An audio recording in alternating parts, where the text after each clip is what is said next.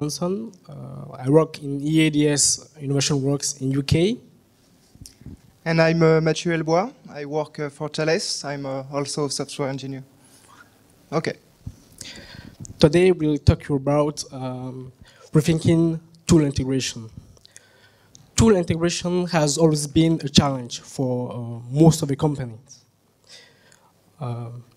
We will then describe how hard tool integration is so far. Then we'll talk a little bit about linking data approaches based on OSLC. Then we'll go to the Eclipse Lyo project. What is in Lyo and what is the release plans for 2012. Hopefully we'll give you a live demo and then we'll tell you how to participate to OSLC with few resources then after. Thank you very much.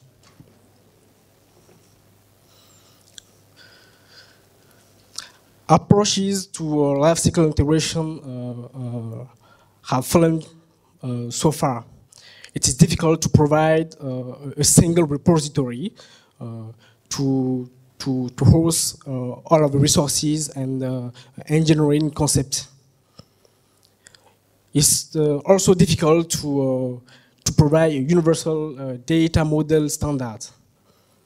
A lot of people try point-to-point approaches, and in the end, they spend a lot of time to maintain the point-to-point communication instead of their own business logic.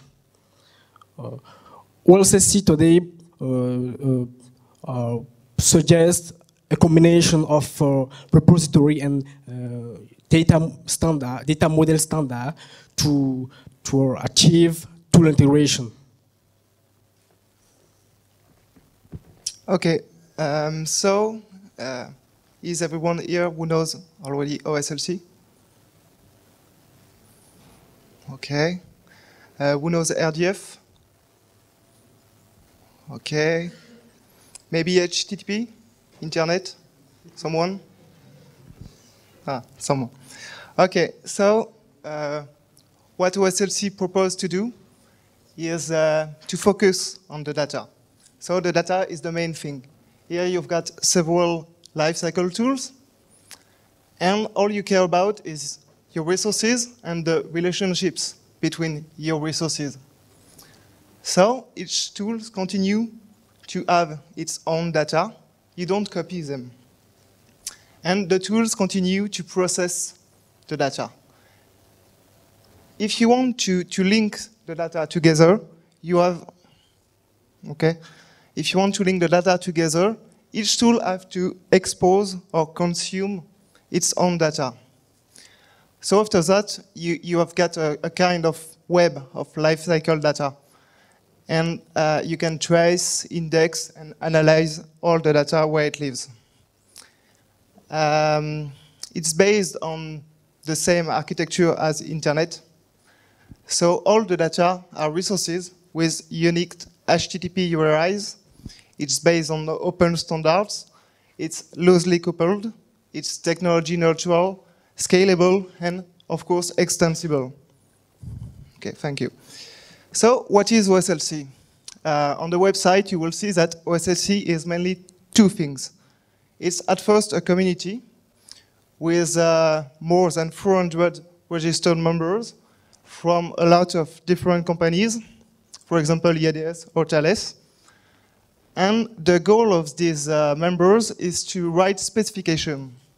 So you've got several domains for your lifecycle data. For example, change management, quality management, and so on. And the goal is for each working group to write a specification for this concept, these different concepts. And also on the website, you will find a growing list of several tools which are already talking in OSLC with each other. So, how does the community make a specification? It's a kind of small and agile process. It's a minimalist approach, and it's really pragmatic. So, you scenario-driven, you identify a scenario, you iterate on your community, and once you've got the minimal specification and you gain consensus with all your members, you call it spec, and you iterate, and so on and so on. So everyone has to agree on the minimal concept. Okay, so for the specification, you've got several specifications. One is the core one, which explains how to use HTTP, RDF, how to define the main resources and services.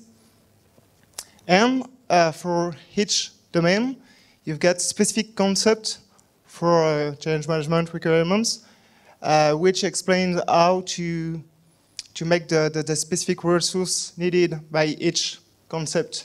And you've got, for the change management, you will have change management properties, relationships, and so on.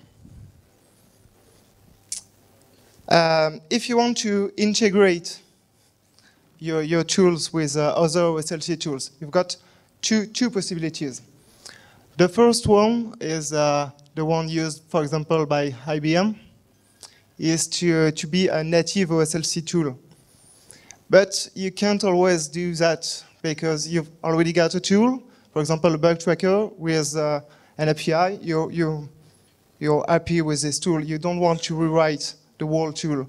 So you can have the adapter approach and to expose and consume OSLC data from other tools and use the API of the tools and use the process and the existing data of this tool. Okay. So on the technology side, it's like I said, it's based on RESTful web service. It's very simple. You've got a lot of specification and tools for that. And the data are exchanged in the RDF format. It's a really simple semantic data format. You can see on the website on W3. And this RDF is explained in XML or JSON. So if you want to enable our tool to use OSLC, we will need some SDK to do that. That's why there is a new project on the Eclipse Foundation, which is Eclipse Lyo. Okay, we'll talk about that later, maybe. Okay, Eclipse Lyo, so it's an SDK. It's a new project on the Eclipse. So it's there because a lot of tool vendors involved in the OSLC community are already a part of Eclipse, and Eclipse has a good IP and governance model. It's stable. So Eclipse Lyo was done in Eclipse. So in this SDK, you will find code libraries, for example, for the core specification. You will find reference implementation and specification. You will find test suite and test reporting. So with that, you will be able to know if your tool is OSLC compliant. You've got, of course, a lot of samples, tutorials, and documentation. But this SDK is not an Eclipse plugin. In fact, there is not yet a tooling for that. It's mainly Java projects, I think. And so it's not OSJ based, or it's not plugin based.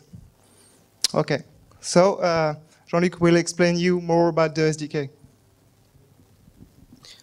So again, OSLC is an open community to provide a set of specifications to enable tool integration to support application lifecycle management and product lifecycle management. Today, there is a Java SDK available. What OSLC is called OSLC for J, and it's based on the reference implementation of Java JAS RS specification. It provides resource shapes and service provider documents. It gives you the means to marshal Java objects to RDF. It also gives you means to write, to get your Java resource, your resources, your domain resources to Java objects. It also helps you to call the internet methods, get, put, delete, and post. Today, unfortunately, you have to provide your own persistence logic for your resources. You have also to map your logic to the existing Java resources and objects. There is no yet an automatic support for OSLC query syntax.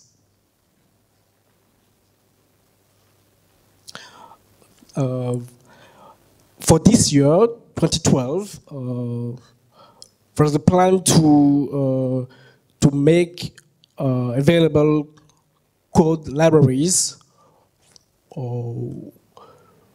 with other technologies like PHP, .NET, Python, Perl, and so on.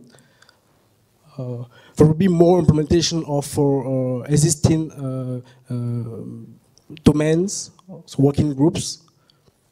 So code contributors are welcome on that project. The test suites will increase domain coverage. They will also increase specification coverage within the domains. There are also samples available for auth consumer and provider samples, and sample integration with lifecycle tools. So now here we are, a live demo or how a tool integration can look like. It's based on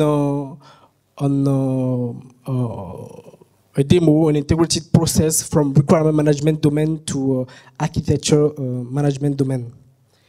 In my use case, I will demonstrate how we can model a system based on existing requirements and how we can trace back a requirement in doors to support a traceability scenario. So Doors and Rhapsody are mainly IBM's tool. Doors is a widely known requirement management tool, and Rhapsody is a design management tool.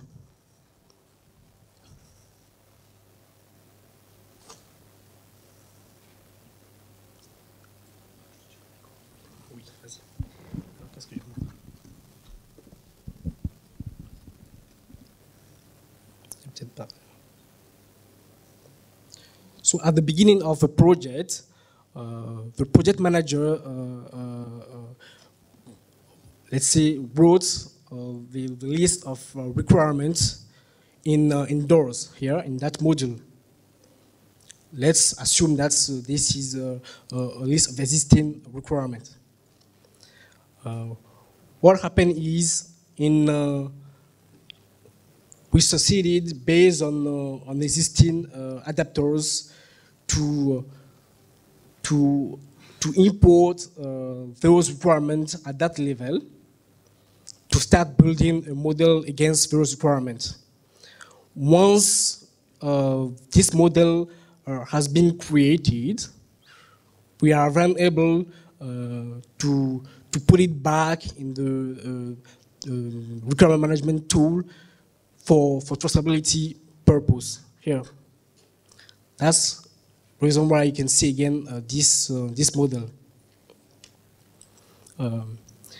Let me show you how quickly in a browser requirement or OSLC resources look like.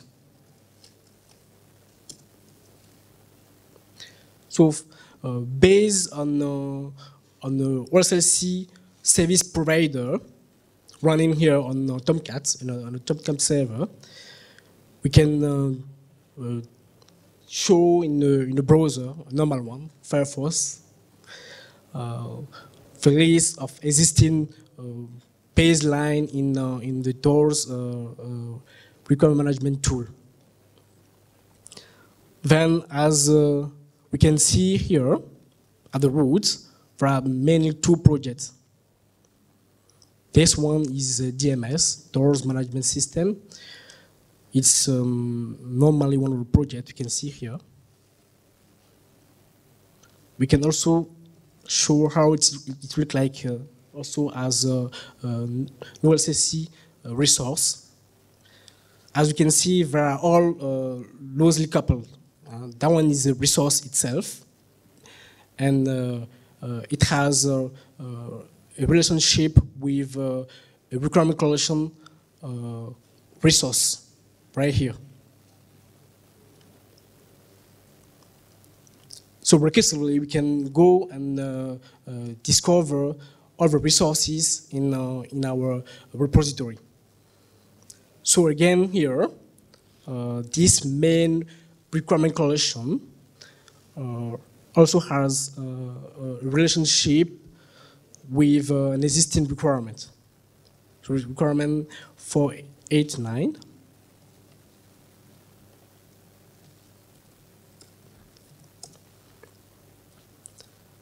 And so on. Let's see how an attribute resource look like as well.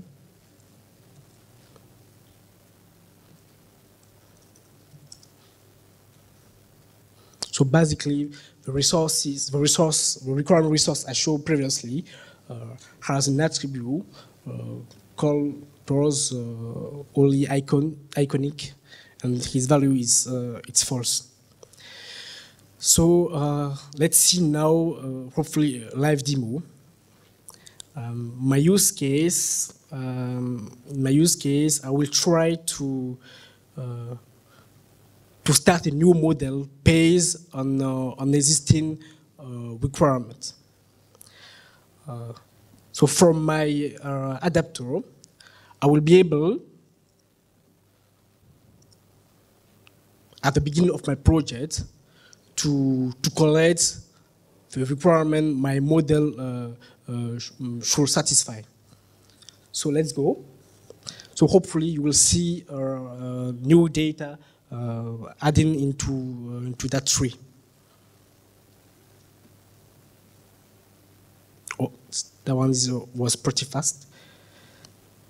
And here we are.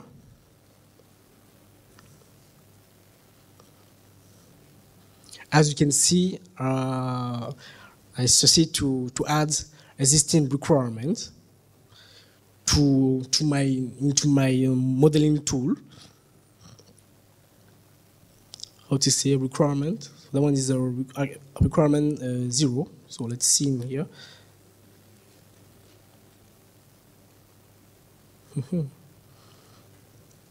Let's see. Sorry. So it's come from the DMS solution architecture, right here, and so on. It's not really easy to see since it's based on tool integration and tool collaboration. So we developed this adapter based on the OSLC service provider I just demonstrated in my browser before. So back again to our presentation. Sorry. Okay, so of course, what you've just seen is following a specification. And so you can talk with a lot of tools this way. And if you want to exchange more data, you can add your own properties or elements or resources. You can extend, in fact, the basic specification for your own needs if you need. So if you're interested in the project at Eclipse Lyo, currently it's only source-based. I think the build is a work in progress. And everyone was welcome. So as each Eclipse project, like Jean-Luc said, don't be shy. You can ask questions, open bugs, go on the forums, read the wiki, and even ask us if you have questions. So you can have a look at openservices.net. It's more for OSLC. There is a very active blog. So there is always new contents and videos if you want to see. You can see the primer, you can see tutorials, and of course the Eclipse project. Okay, so we've got time, I think. Yes? Great. Any question?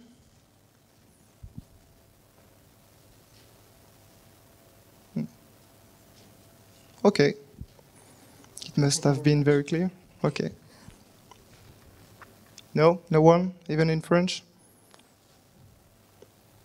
Okay, thank you.